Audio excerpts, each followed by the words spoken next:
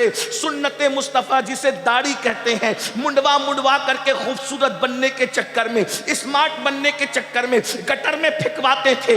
جا کر کے ان سے پوچھو اگر انہوں نے توبہ نہیں کی, اگر وہ سدھرے نہیں, اللہ ان پر اتنا دردناک بڑھاپا مسلط کرتا ہے راتیں تارے گن گن کر گزارتے ہیں, نیند نہیں آتی. اور آپ جانتے ہیں بڑھاپے میں دوست کیا کام آئیں گے, بڑھاپے میں تو بیوی بھی ساتھ چھوڑ دیتی ہے. ہائے ہائے, جس کی زلفوں کا اسیر بن کر, جس کی زلفوں کا اسیر بن کر فجر کی نماز میں سوتا پڑا رہتا تھا, اب بڑھاپا آیا تو بیوی نے بھی ساتھ چھوڑ دیا. اندازہ فرمائے, بچے بھی نہیں پوچھتے, دوست بھی نہیں پوچھتے, احباب بھی نہیں پوچھتے. یاد رکھنا گناہ کا انجام بہت بدترین ہے, خدا کو بھول جانے کا انجام بڑا بدترین ہے. اور سن لو, جوانی میں پاپ کرنے والا بڑھاپے میں اتنا مجبور ہوتا ہے کہ روٹی کے ٹکڑوں کو تک محتاج کر دیا جاتا ہے, اور جب وہ بھیک مانگتا ہے تو لوگ اس کو بھیک بھی نہیں دیتے. ابن رجب حنبلی فرماتے ہیں کہ سید الطائفہ ہمارے مرشد حضور سیدی سرکار جنید بغدادی رضی اللہ تبارک و تعالی عنہ بغداد کے بازار سے گزر رہے ہیں. ایک بڈھا بھیک مانگ رہا ہے, ایک بڈھا بھیک مانگ رہا ہے, کوئی اس کو بھیک دینے کے لیے تیار نہیں. کسی مرید نے کہا مرشد بغداد والے اتنے بے مروت کیسے ہو گئے کہ اس بڈھے کو بھیک دینے کے لیے تیار نہیں. تو سید الطائفہ جنید بغدادی نے کہا تھا نہیں, بغداد والوں کا قصور نہیں ہے, اس بڈھے کی زندگی جا کر معلوم کرو, اس نے جوانی میں ضرور پاپ کیے ہوں گے, اس نے جوانی میں ضرور عیاشیاں کی ہوگی, اس نے جوانی میں ضرور گناہ کیے ہوں گے, اسی لیے آج اس کو بھیک نہیں مل رہی ہے. جب لوگوں نے جا کر کے تحقیق کی تو پتا چلا واقعی یہ جوانی میں گناہ کرتا تھا. میرے بھائیوں, وقت گزرنے کے بعد پچھتانے سے کام نہیں چلتا. اللہ اکبر, آج اللہ نے جوانی دی ہے, انٹرنیٹ کی نظر مت کر دینا. آج میں آپ سے پوچھنا چاہتا ہوں, مجھے بتاؤ فیس بک پر بیٹھتے ہو 2-3 گھنٹے گزار دیتے ہو, مجھے بتاؤ اللہ اکبر انٹرنیٹ پر بیٹھتے ہو 6-8 گھنٹے نظر کر دیتے ہو. آج ہر گھر میں وائی فائی لگا ہوا ہے, مجھے کوئی اعتراض نہیں ہے, لیکن ایک بات آپ سے پوچھنا چاہتا ہوں, واٹس ایپ پر 2-3 گھنٹے, فیس بک پر کئی گھنٹے, پکچروں میں, فلموں میں, اور گندی فلموں کی ویب سائٹوں. آپ کو میں بتاؤں اللہ اکبر, جلسوں میں کہنے شرم آتی ہے, لیکن کیا کہیں دل کا درد کہنے پہ مجبور کرتا ہے. جب سروے کیا گیا, جب تحقیق کی گئی کہ سب سے زیادہ گندی فلمیں کس ملک میں دیکھی جاتی ہے, تو آج سے 70 سال پہلے کلمہ لا الہ الا اللہ کی بنیاد پر جو ملک بنا تھا, سب سے زیادہ گندی فلمیں وہاں دیکھی جا رہی ہے. اس کا مطلب جہاں مسلمان زیادہ ہیں, گندی فلمیں وہاں زیادہ دیکھی جا رہی ہے. مجھے بتاؤ عشق مصطفیٰ کا دعویٰ کرنے والوں, تم کہتے ہو قبر میں رسول اللہ کی زیارت ہوگی, جن آنکھوں سے زنا کے مناظر دیکھے ہو ان آنکھوں سے رسول اللہ کا دیدار کیسے کرو گے؟ جن آنکھوں سے گندی فلمیں دیکھے ہو ان آنکھوں سے حضور کا دیدار کیسے کرو گے؟ کہیں ایسا نہ ہو قبر میں حضور تشریف لائے اور یہ کہہ کر منہ پھیر کر چلے جائیں تیری آنکھیں اس قابل نہیں ہے کہ تو میرے رخ مدحا کو دیکھ سکے. اللہ نہ کرے وہ غیرت والا گنجور رسول اگر ہماری قبروں سے منہ پھیر کر کے چلے جائے, کون مدد کرے گا؟ کون امداد کرے گا؟ ماں نے تو گھر سے ہی چھوڑ دیا تھا, رو رہی تھی لیکن ماں ساتھ نہیں آئی, ماں تو گھر سے ہی چھوڑ گئی, مال تو روح نکلتے وقت ہی چھوڑ گیا. بیٹے آئے منہ پہ مٹی ڈال کر چلے گئے, بھائی آئے منہ پہ مٹی ڈال کے چلے گئے, باپ آیا منہ پہ مٹی ڈال کے چلا گیا, دوست آئے منہ پہ مٹی. کوئی آیا قبر میں؟ قبر میں ایک ہی ہستی نے آنا تھا, صرف ایک ہستی, ایک ہی ہستی نے آنا تھا, کسی نے نہیں آنا تھا. بڑی معذرت کے ساتھ ہم لوگوں سے اتنا پیار کرتے ہو, ہاتھ چومتے ہو, نظر دیتے ہو, سب کرتے ہو, اللہ تمہیں سلامت رکھے. ہم بھی نہیں آئیں گے, ہم بھی سچی سچی بات ہے, کوئی مکھن لگانے کی بات نہیں, کیونکہ ہمیں بھی مرنا ہے. اگر ہم تمہیں ہتھیلی میں جنت دکھائیں گے ہتھیلی پر تو ہمیں بھی اللہ کو جواب دینا پڑے گا. لیکن سن لو, رات کی تاریکی میں زنا کی فلمیں دیکھنے والوں, عورتوں کے ساتھ ناجائز تعلقات قائم کرنے والوں, لڑکیوں سے ناجائز رشتے بنانے والوں, کوئی نہیں آئے گا قبر. سب سے بے وفا اگر کوئی ہے تو یہ دنیا ہے. دنیا نہ مال، نہ اولاد، نہ بھائی، نہ بچے، کچھ نہیں۔ بھائی میں تو کہہ رہا ہوں قبر کے قریب آ کے مٹی ڈال کے جائیں گے، میں بہت بڑی بات کہہ رہا ہوں۔ لوگ تو جنازے میں بھی نہیں آتے، گہرے دوست جنازے میں نہیں آتے۔ ہم نے اس چھوٹی سی عمر میں بہت تجربات دیکھے، اللہ نے بہت دکھایا ہمیں۔ کووڈ کے موقع پہ ہم نے دیکھا کہ باپ کے جنازے میں بیٹے نہیں گئے۔ آپ کس دنیا پہ فریبتہ ہو، باپ کے جنازے میں بیٹے نہیں گئے، بیٹے کے جنازے میں باپ نہیں گیا، پیر کے جنازے میں مریدین نہیں گئے جو پیر چومتے تھے، پیر، پیروں کے جنازے میں مرید۔ کون، کس دنیا سے دل لگایا ہے آپ نے، کس دنیا سے دل، اور کس رسول سے بھاگ رہے ہو؟ تمہاری قبر میں کوئی نہیں آئے گا ایک ہستی کے سوا، ایک ہستی نے آنا ہے، صرف ایک ہستی نے، صرف ایک ہستی نے آنا ہے۔ اور وہ ہستی جب تشریف لائے تو لوگ کہتے قبر میں اندھیرا ہوگا۔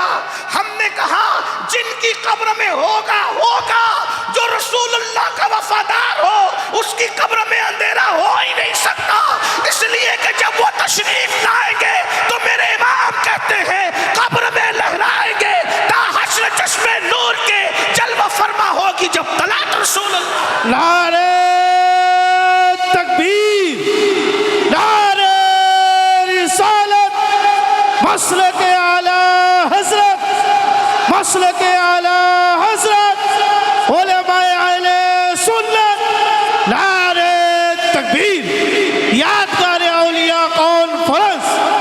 یہ آنکھوں کا دھوکہ ہے، دھوکہ۔ اگر تھوڑا سا ٹائم بچا لے تو نعرے اگر صرف 2 لگا دے تو اچھا، تکبیر و رسالت، تھوڑا ٹائم بچا۔ مجھے کسی نعرے سے اختلاف نہیں، اللہ جانتا ہے، سب نعرے اچھی بات ہے۔ کوئی جلسہ ایسا رکھے جس میں صرف نعرے لگائیے، اس میں صرف بات ہے۔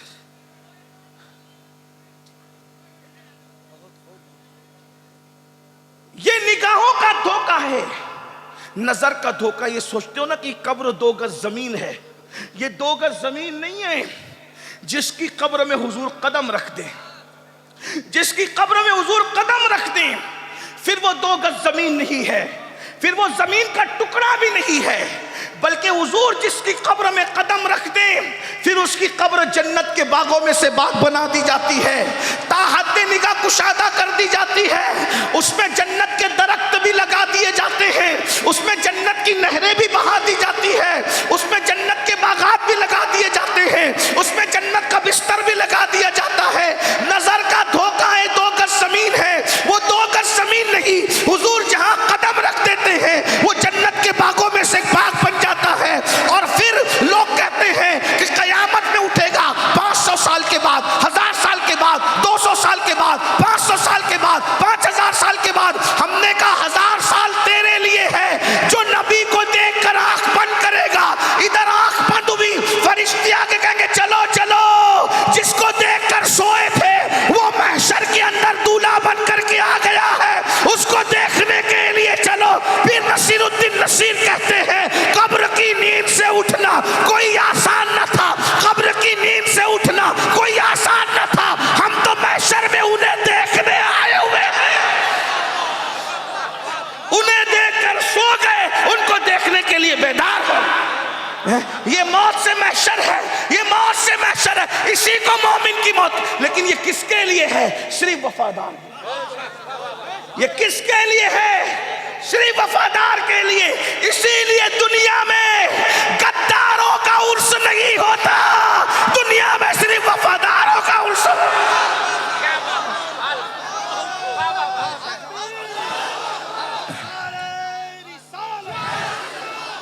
دیکھ لیجئے، جس نے غداری کی عرس اس کا نہیں ہوتا، عرس وفاداروں کا ہوتا ہے۔ ایک بات کہتا ہوں، آپ کہیں گے وفادار تو بہت ہے لیکن سب کا نہیں ہوتا۔ میں نے کہا کچھ ایسے ہیں جن کا عرس فرشتے بھی کرتے ہیں، انسان بھی کرتے ہیں، لیکن کچھ ایسے وفادار ہیں انسان بھول جاتے ہیں تو ان کا عرس فرشتے کرتے نظر آئے۔ ان کا عرس فرشتے، انسان کرے نہ کرے فرشتے کرتے ہیں۔ اور فرشتے کیسے کرتے ہیں؟ نم کنومت العروس، ایسے سو جا جیسے پہلی رات کی دلہن سوتی ہے۔ ملنگ شاہ بابا کے وصال کے دن یہ جو بھیڑ جمع ہے یہ کیوں ہے؟ حضور سے وفاداری کی تھی، اس لیے حضور کے وفادار ان کی بارگاہ میں آج بھی وفاداری کا خراج پیش کریں۔ ورنہ عرس کو ختم کرنے کے لیے تو 100 سال تک کے تحریکیں چلی، تحریکیں دم توڑ گئی، لیکن عرس تو کو دم توڑنے نہیں دیا گیا. کیوں؟ اس لیے کہ تحریک ملا چلا رہا تھا اور عرس کو اللہ نے باقی رکھا تھا. ملا کی اللہ کے آگے کبھی چل ہی نہیں سکتی. یاد رکھنا، کوئی نہیں چیز کی نہیں چل سکتی، کیونکہ اللہ فرماتا ہے، اللہ اکبر، اللہ فرماتا ہے ان الذین آمنوا وعملوا الصالحات سیجعل لهم الرحمن ودا. جو ایمان لانے کے بعد نیک عمل کرتے ہیں اللہ ان کی محبت لوگوں کے دل میں انڈیل دیتا ہے. جس کی محبت اللہ انڈیل دے کسی ملا میں طاقت نہیں کہ وہ کھرچ کر پھینک سکے. اسی لیے تو 900 سال ہو گئے، آج بھی یا غوث المدد کے نعرے لگ رہے ہیں. 800 سال سے زیادہ ہو گئے غریب نواز کے ڈنکے بج رہے ہیں. 1300 سال سے زیادہ ہو گئے کربلا کے ڈنکے بج رہے ہیں. 1400 سال سے زیادہ ہو گئے مولا علی کے ڈنکے بج رہے ہیں. 1400 سال سے زیادہ ہو گئے افضل البشر بعد الانبیاء صدیق اکبر کی عظمت کا نعرہ لگ رہا ہے اور قیامت تک لگتا رہے گا. لیکن ایک بات کہہ دوں مسلمانوں، قبر بہت خوبصورت ہے، صرف وفادار ہو جاؤ، صرف وفادار ہو. ایک بات کا سوال لے کر آؤں، صرف وفادار ہو جاؤ. لمبی نہیں کرنا چاہتا، صرف حضور کے وفادار ہو جاؤ. قبر بہت خوبصورت ہے. بتاؤں کتنی خوبصورت ہے؟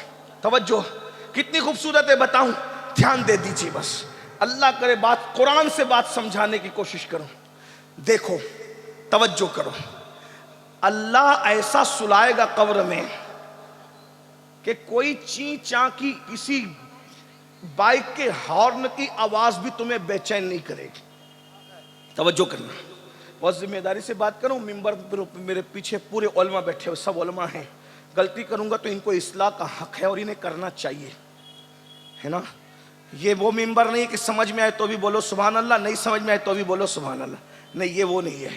یہ بہت ذمہ دار ممبر ہے علماء اہل سنت کا. توجہ ہے. آپ اگر حضور سے وفاداری کر لی، حضور سے، اللہ اتنی سکون کی نیند سلائے گا. اور کیسے سلائے گا پتہ ہے؟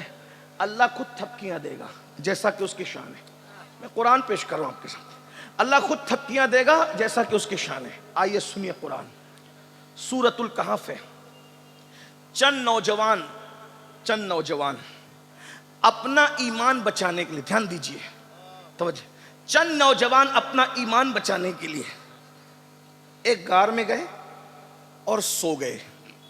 ایک غار میں گئے اور سو گئے. کتنا سوئے؟ 309 سال تک کے سوئے. کتنا سوئے؟ 300. کتنا سوئے؟ 309 سال تک. 3 سال میں بدبو آنے لگتی ہے، چونٹیاں تیسرے دن کاٹنے لگتی ہے. لیکن قرآن بتا رہا ہے کہ کتنے سال سوئے وہ؟ 309 سال تک. 309 سال تک وہ سوئے. لیکن اللہ نے کیا کیا؟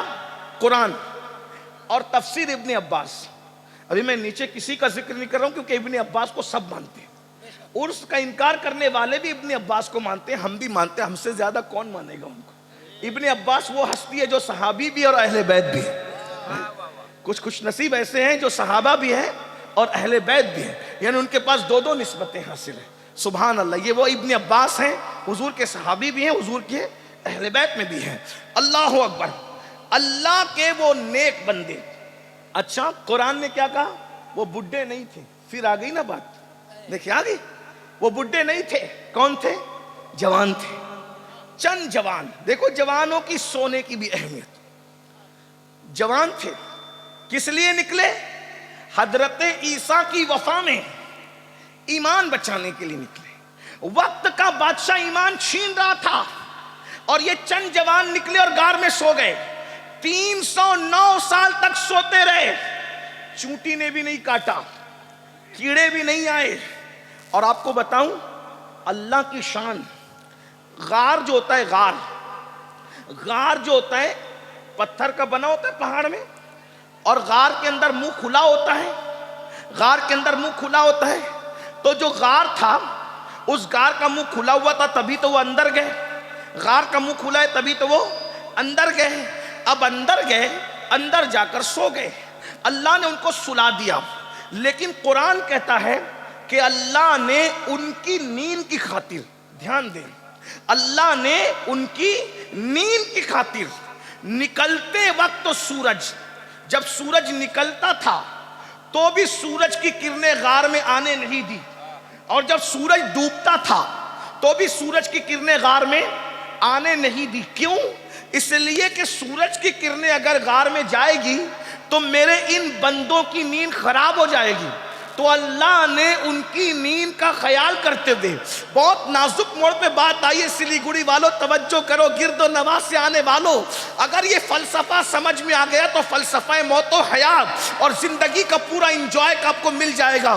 اللہ اکبر۔ وہ چند جوان ایمان بچانے کے لیے غار میں سو گئے تو اللہ رب العزت نے یہ فیصلہ کیا، اگر سورج کی کرنیں جائے گی تو ان کی نیند خراب ہو جائے گی، تو اللہ نے سورج کو حکم دیا، اللہ نے سورج کو حکم دیا، اللہ نے سورج کو حکم دیا، سورج اپنا راستہ بدل دے، نکلتے وقت بھی تیری کرنیں غار میں نہیں جانا چاہیے، ڈوبتے وقت بھی اجالا غار میں نہیں جانا چاہیے۔ ان کی نیند کی خاطر اللہ نے سورج کا راستہ بدل دیا، اور اللہ فرماتا ہے ہم اپنی شان کے مطابق ان کے کانوں کو سہلا کر، ان کے کانوں پہ تھپکیاں دے کے ہم ان کو سلاتے رہے۔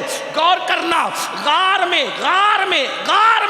اللہ اکبر، عیسیٰ علیہ السلام کی امت کے چند جوان ایمان بچاتے عیسیٰ علیہ السلام سے وفا کرتے ہیں، تو اللہ ان کی نیند کا اتنا خیال کرتا ہے کہ خود ہی تھپکیاں دیتا ہے، اپنی شان کے مطابق سورج کا راستہ بدل دیتا ہے تاکہ ان کی نیند میں خلل نہ آئے۔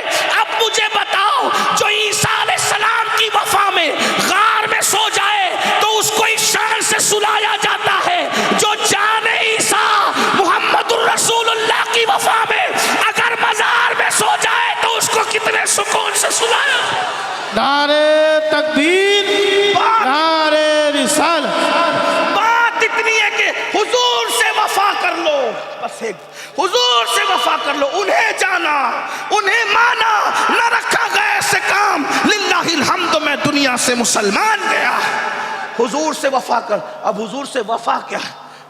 حضور سے وفا کیا؟ ایک بات کہوں، سوچو، یہی حضور سے وفا ہے کہ جن آنکھوں سے رسول اللہ کی زیارت کرنی ہے ان آنکھوں سے تم زنا کی فلمیں دیکھ رہے ہو۔ کون کون دیکھتا ہے مجھے نہیں معلوم، میں صاحب کشف نہیں، لیکن اتنا ضرور جانتا ہوں قبر میں حضور کو کیا منہ دکھاؤ گے۔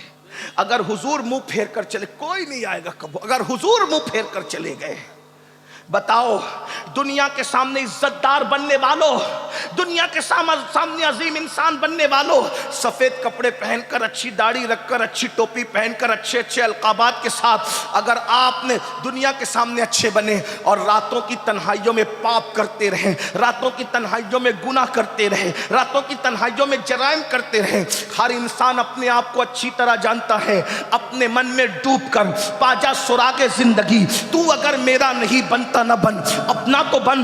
یاد رکھنا یہ جوانی گزر جائے گی، پھر کہتا ہوں یہ جوانی گزر جائے گی، بڑھاپے میں پچھتاؤ گے، بڑھاپے میں پچھتاؤ گے، بھیک بھی نصیب نہیں ہوگی، روٹی کے ٹکڑے کو لوگ ترس جاتے ہیں جوانی میں پاپ کرنے والے۔ میری قوم کے جوانوں، اس لیے آج آپ کو پیغام دیا جاتا ہے، حضور سے وفا کرو گے تو سکون سے قبر میں سو گے۔ حضور کی وفا جب قبر میں سکون عطا کر سکتی ہے تو حضور کی وفا دنیا میں سکون کیوں نہیں عطا کر سکتی؟ آپ کہیں گے سید کیا ہم لوگ وفادار نہیں؟ میں نے کہا یہ فیصلہ میں نہیں کرتا، اور یہ فیصلہ تم بھی نہیں کر سکتے، یہ فیصلہ تو حضور نے کرنا ہے۔ اب ایک سوال کرتا ہوں، مجھے بتاؤ، حضور کے وفادار ہونے کا دعویٰ ہے، ذرا یہ بھی تو بتاؤ، کیا کوئی اپنے محبوب کی آنکھوں کی ٹھنڈک بھی چھینتا ہے؟ کیا کوئی اپنے محبوب کی آنکھوں کی ٹھنڈک بھی چھینتا ہے؟ حضور سے وفاداری کا دعویٰ کرنے والوں، نبی کے نام پہ جان دینے کی بات کرنے والوں، مجھے ایک سوال کا جواب دو، اپنے ضمیر کی عدالت میں خود کھڑے ہو کر کے اپنے آپ کو جواب دو، کیا اپنے محبوب کی آنکھوں کی ٹھنڈک کوئی چھینتا ہے؟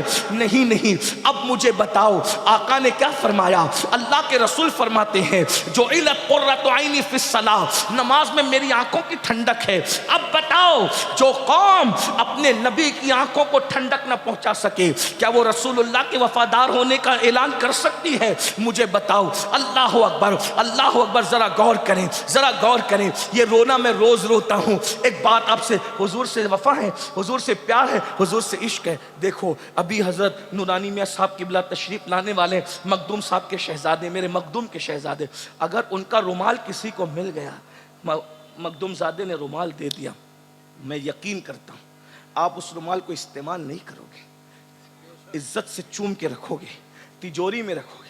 اگر وہ کسی کے پیر ہے تو مرید کہے گا، مرید کہے گا، کیا کہے گا کہ میں نے اس کو اپنی قبر میں لے کر کے جانا ہے، کیونکہ یہ میرے مرشد کا تحفہ ہے، یہ میرے مرشد کا تحفہ.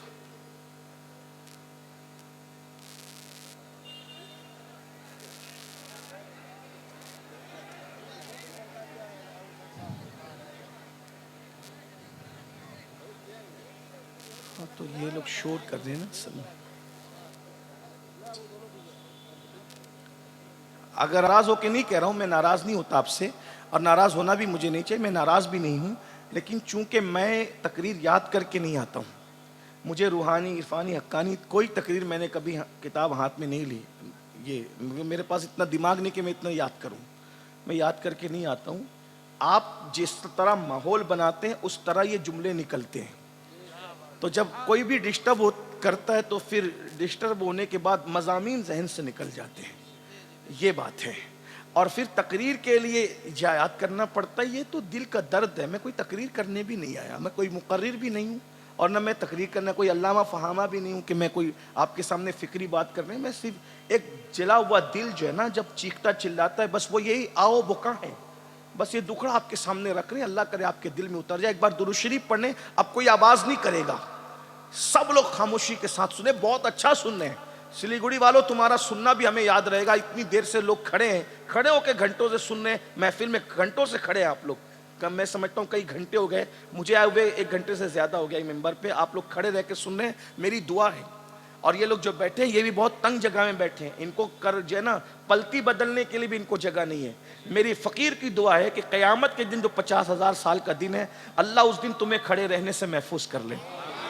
حضور کی محبت میں کھڑے، حضور کی محبت میں بیٹھے ہو صلی اللہ علیہ وسلم. تھوڑی دیر سن لو، ایک بار سب درود شریف پڑھیں. اگر سننا چاہتے ہیں ہزاروں درود اس وقت آقا کی بارگاہ میں پیش ہو جائیں گے. سب بلند آواز سے درود شریف پڑھیں.